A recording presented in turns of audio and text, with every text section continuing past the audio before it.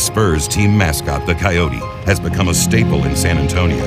But that wasn't always the case, especially back in 1983 when the character made his first appearance. Players didn't know who I was. A player came outside once and bumped into me with a door, and he said, "Get out of my way, reindeer." I mean, that's where it started. And to think that it's grown from that to have the Coyote wrapped on a bus representing the team, it's really unbelievable. I was, first 2 years, my changing room was in the bathroom next to the urinal on the floor. Didn't even have a chair. Tim Derk was the first Coyote and held that role for 21 years. Growing up, he didn't have a clue that being a mascot was in his future. But when reflecting upon his youth, it made perfect sense.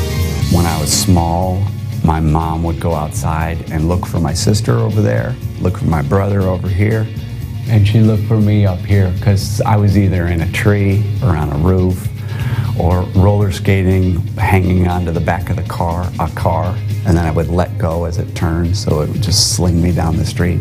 I was that kind of kid, and little did I know all that was really preparation for what I was doing as Coyote. In the beginning, you're in the periphery, but as you gain the respect, all of a sudden you become a spirit conductor. So I found that out quickly. So I got to the point in my career where I could get sections to stand, sit, just by using my hand. So all of a sudden I saw the Spur letters on there and thought, So I jumped on the S, and sure enough, they yelled S. B-U-R-S, Spurs.